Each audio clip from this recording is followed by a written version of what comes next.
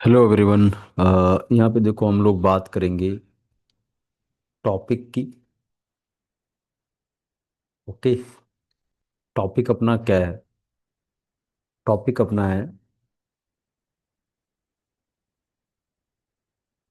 Living world. अब sir living world में क्या क्या चीज़ हमें पढ़नी है वो थोड़ा सा हमें समझना होगा। जैसे लिविंग वर्ल्ड में अगर मैं बात करूँ तो हमें क्या पढ़ना है? सर पहली चीज़ पढ़नी है कि लिविंग के, मुझे बताइए, कैरेक्टर्स क्या होते हैं। ठीक है। तो पहली चीज़ अपने को क्या पढ़नी है, लिविंग के कैरेक्टर क्या होते हैं, सर ये बता दीजिए। ओके।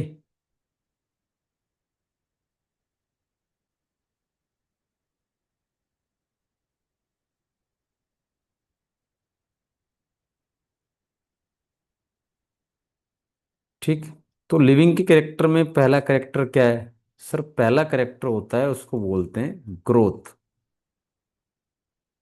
ठीक है।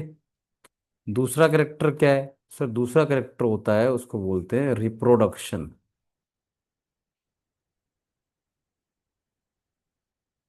तीसरा कैरेक्टर क्या है?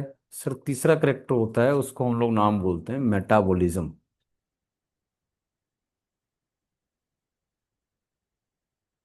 ओके। सर चौथा कैरेक्टर क्या है? इसको हम लोग बोलते हैं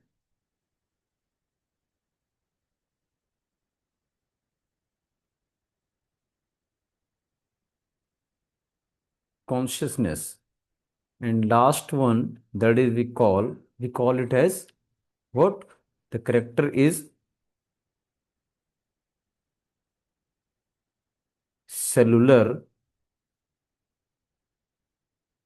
ऑर्गेनाइजेशन।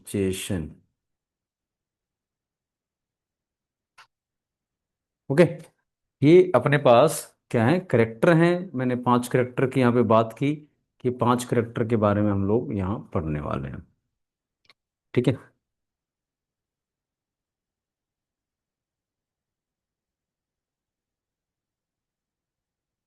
ठीक है। तो इन 5 करेक्टर में हमें क्या पढ़ना है, इसको भी समझ लेते हैं सर। जब आप बात करते हैं कभी भी, व्हाट अबाउट ग्रोथ, जब हम लोग बात करेंगे अबाउट ग्रोथ, तो सर ये ग्रोथ वाला क्या फीचर होता है, ये समझ ले। रिप्रोडक्शन वाला सर क्या फीचर होता है?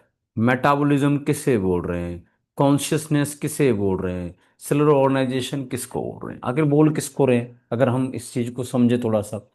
तो सर हमारे पास सीधी सीधी बात है, पहली चीज तो भाई, छोटी सी बात, अगर हम पहले इसकी बात करें कि सर व्हाट इज ग्रोथ। तो ग्रोथ क्या होता है भाई, मैं इसको समझा दूंगा पहले कि पर्सन की बॉडी में ये सेल है। ठीक है। न्यूक्लियस है तो यूक्रियोटिक, नहीं है तो प्रोक्रियोटिक। तो इस सेल में देखो दो चीजें होती हैं। एक तो क्या होता है कि ये सेल सर नॉर्मल से साइज बढ़ गया। ठीक है। या फिर सर ऐसा भी तो हो सकता है कि साइज बढ़ने के अलावा क्या ये भी तो चीज हो सकती है कि भाई साइज तो बड़ा ठीक है, पर सर ये भी चीज हो सकती है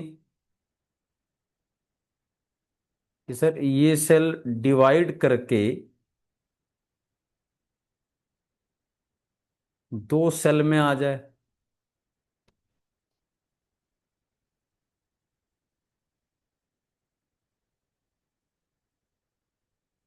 ठीक है।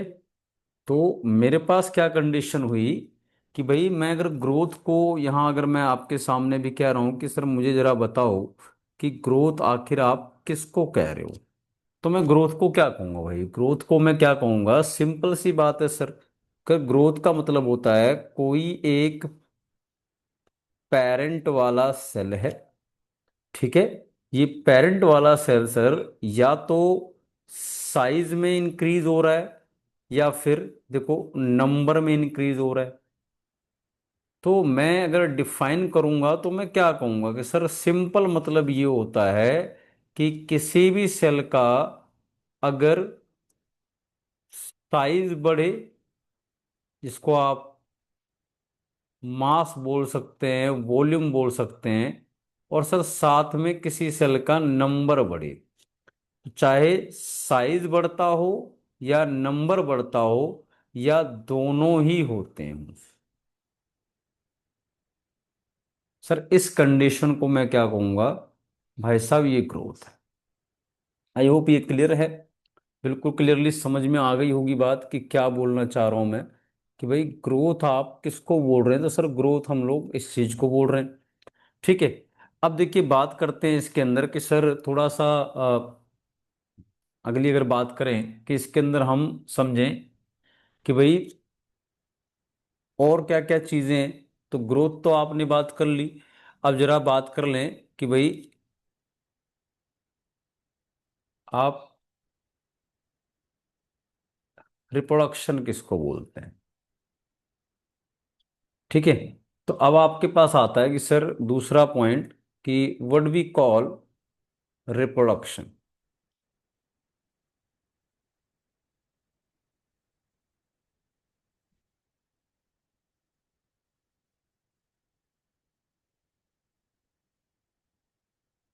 ठीक है, what we call, what, sir reproduction, कि आखिर आप रिप्रोडक्शन किसको बोलते हैं।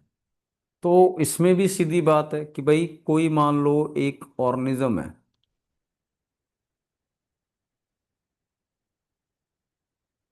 लाइक मैंने कहा ह्यूमन है। ठीक है। तो ह्यूमन जो है, मान लो उसने रिप्रोड्यूस किया और नया ऑर्गेनिज्म प्रोड्यूस हुआ।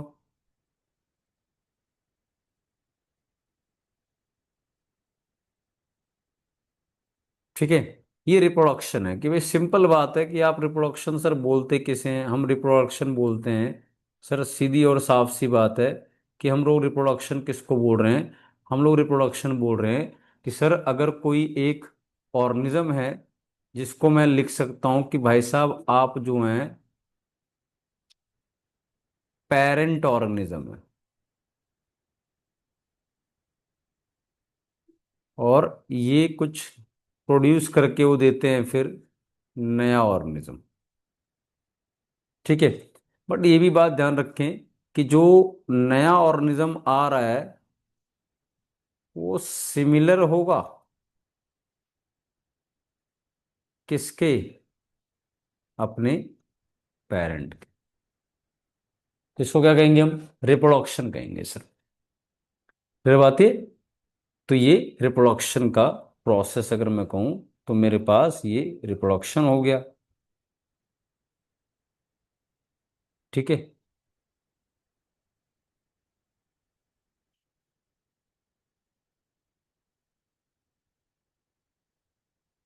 ठीक। अभी एक चीज इसमें आती है उसको बोलते हैं मेटाबॉलिज्म। सर मेटाबॉलिज्म क्या होता है। तो भाई मैं मेटाबॉलिज्म किसको बोलता हूँ, हमारी सेल्स में चलने वाली कुछ रिएक्शन है। जैसे मैंने नाम लिखा ये आपके सामने, मैंने कहा that is called as digestion. फिर आप में से किसी ने कहा सर एक और रिएक्शन मान लो आप लिख दो, जिसको आप बोल रहे हैं रेस्पिरेशन सर। फिर आप में से किसी ने कहा नहीं, रेस्पिरेशन के अलावा सर ये भी तो होता है, ऐसा कोई रिएक्शन होती है बॉडी में, एक्सक्रीशन सर। तो आप मेटाबॉलिज्म किसको बोल रहे हैं कि सर ये जो आपके सामने दिख रही हैं सारी रिएक्शन। पहली बात तो मैं यहाँ ये क्लियर कर दूं कि भाई जितनी भी ये रिएक्शन दिख रही हैं आपके पास, वो रिएक्शन जो है सारी की सारी, ये जितनी भी रिएक्शन अपने पास हैं, ये सारी की सारी रिएक्शन जो हैं इसको आप बोलेंगे chemical reaction. What we call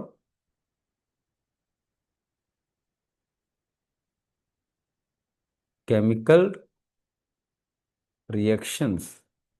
sir जितनी भी केमिकल रिएक्शंस हैं उनको हम क्या बोलते हैं, मेटाबॉलिज्म। तो उसमें क्या क्या आ रही हैं सर, जैसे आपने कहा डाइजेशन आ रही है, रेस्पिरेशन आ रहा है, एक्सक्रीशन आ रहा है, और भी चीज़ आ सकते हैं, उसको आप क्या बोल रहे हैं सबको मेटाबॉलिज्म के नाम से बोल रहे हैं। और एक मैं देखो यहाँ पे एक टर्म और यूज कर लूँ, जो कभी कभार पूछते हैं। मैंने क्या कहा कि जो सारी रिएक्शन हैं हमारी बॉडी में उसको मेटाबॉलिज्म बोलते हैं। इसी को आप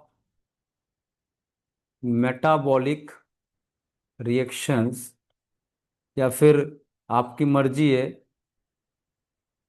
लाइफ प्रोसेसेस भी बोलते हैं। ठीक है।